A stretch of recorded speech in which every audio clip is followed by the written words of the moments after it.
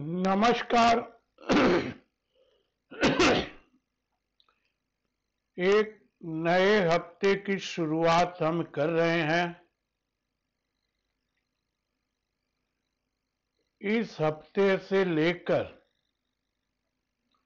मेरे को लगता है यहां से अब आने वाला एक महीना यानी कि 9-10 जनवरी तक कोई भी ऐसा इवेंट अभी पर्दे के सामने नहीं है जिसकी बारे में हम बात कर सके।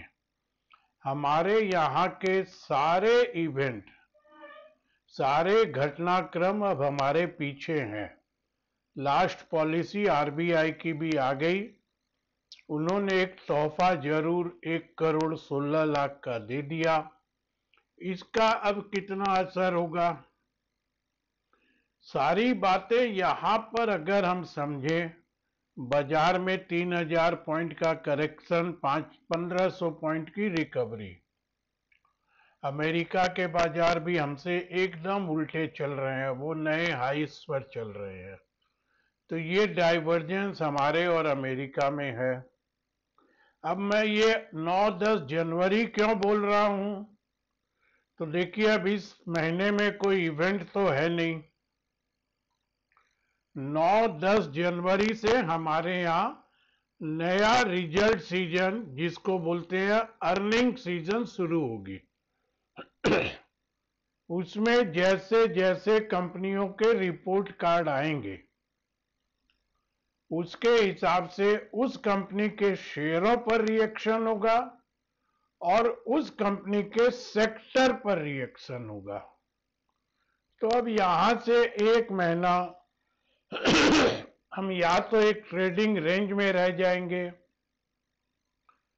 वो ट्रेडिंग रेंज धीरे धीरे डिफाइन होगी, और या कोई घटनाक्रम हमारे सामने आएगा तब हम उस पर एक्शन रिएक्शन करेंगे। वैसे दिसंबर में एक घटना है अभी वो अमेरिका में शायद 18-20 तारीख को फेड का फिर कोई अनाउंसमेंट रेट को लेकर आएगा,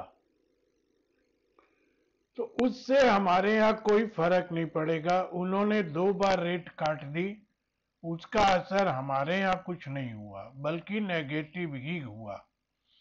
तो देखता हूं दोस्तों, मैं कोई नेगेटिव पॉजिटिव की बात नहीं कर रहा हूं। हाँ, अब मैं आपको एक बात अपने अनुभव से बोल सकता हूं कि अगर आपके पास पैसे हैं, आपके पास वक्त है, बर्दाश्त करने की ताकत है, तो दोस्तों जो वैल्यूएशन और वैल्यूएशन की बातें 26,000 के इंडेक्स पे हो रही थी, वो कई जगह काफी रिजनेबल जगह पर आ गई है। तो अब आपको यहां से धीरे धीरे, अगर मेरी पहली बताई हुई तीनों कंडीशन आप पर लागू हो सकती है, तो यहां से धीरे धीरे अच्छे स्टॉक्स में खरीदारी का मौका बनता है। अच्छे अपनी अपनी नजर से हो सकते हैं, खरीदारी का समय अपने अपने नजरिए से हो सकता है। कोई मोमेंटम 10-15% का पकड़ेगा, कोई समय देगा तो 30-40% का पकड़ेगा।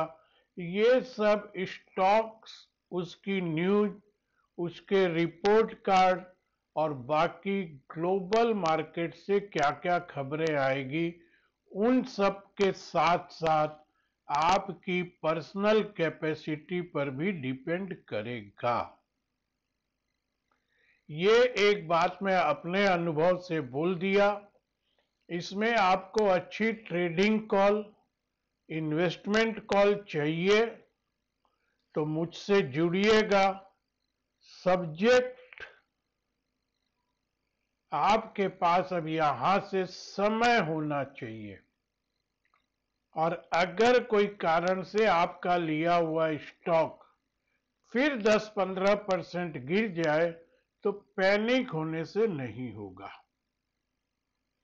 उस कंडीशन में आना हो दोस्तों, मुझसे जुड़िएगा। देखते हैं अब यहां से 9 जनवरी, 8 जनवरी या दिसंबर, इसके बीच में देखिए हमारे सामने अब Santa Claus jingle bell jingle bell jingle all the bell, अब उसकी भी एक रैली वगैरह ये सब भी दिखाई जाएगी। ये सब दिखाना भी चाहिए, हमको देखना भी चाहिए। हम काम कैसे क्या कर पाएंगे ये अपनी अपनी इंडिविजुअल कैपेसिटी पर होगा। आइए दोस्तों, निफ्टी में अब यहां से क्या, तो देखिए मैं वीकली जो आपके सामने अपने लेवल रखता हूं वही मैं नियर टर्म के लेवल आपके सामने रखता हूं। फ्राइडे तक के टेक्निकल सेटअप पर ध्यान रखिएगा, मैं सिर्फ टेक्निकल सेटअप की बात कर रहा हूं जिसमें एक बार के लिए फ्राइडे तक के सारे इवेंट डिस्काउंट हो गए।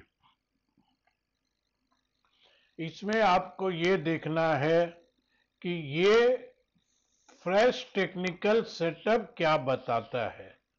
इसमें सबसे पहली बात तो ये है दोस्तों कि 12 ट्रेडिंग डे में, ट्रेडिंग डे बोल रहा हूं, 12 ट्रेडिंग डे में हम 1594.60 ये रैली कर चुके हैं।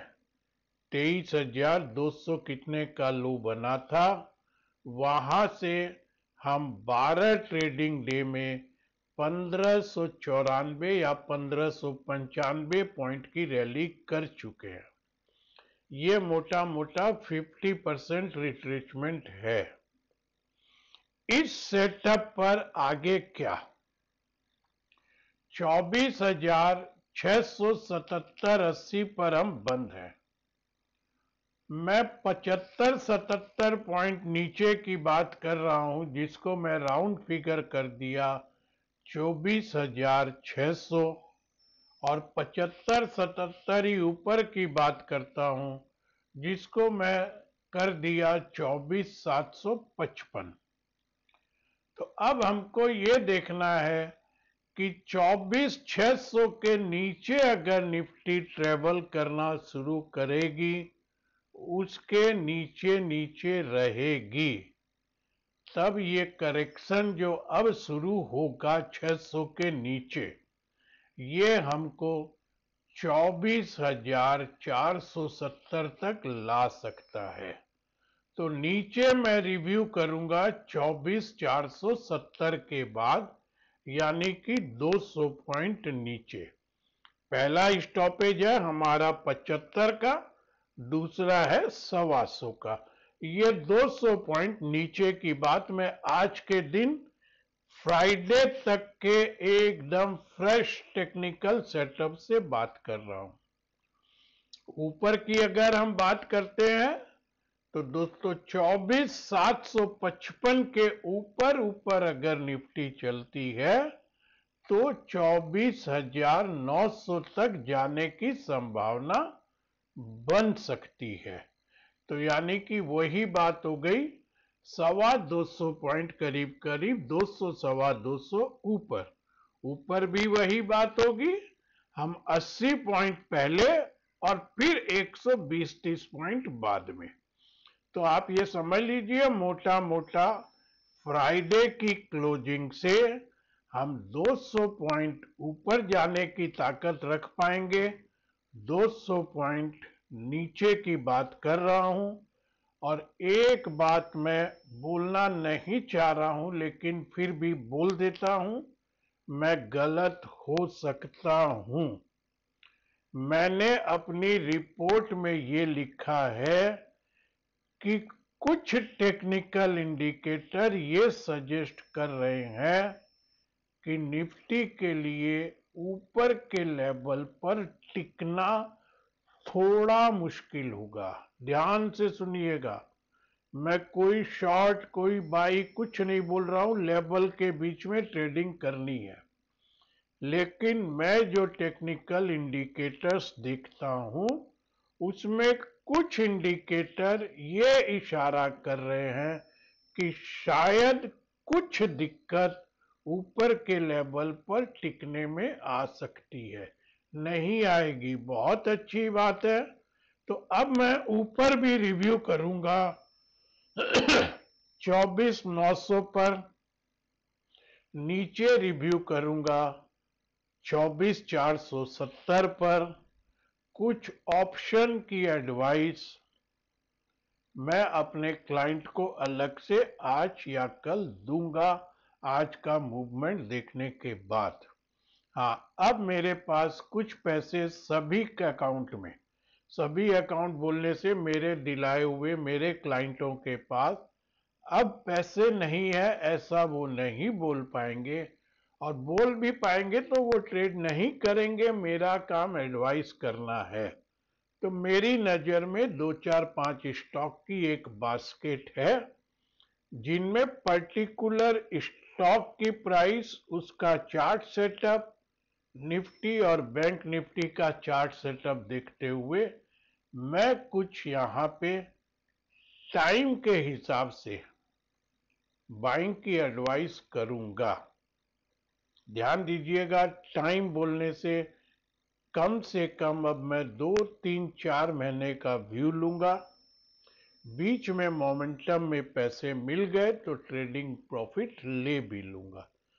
इन सब के तरीके में आपको अगर मेरे साथ कंफर्ट जोन लगता हो तो आइएगा दोस्तों। 5 7 सर्विसेज खूब आराम से बना के रखा हूं, इसमें मिलजुल कर काम कर सकते हैं।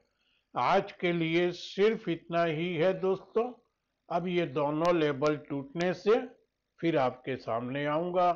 तब तक के लिए धन्यवाद।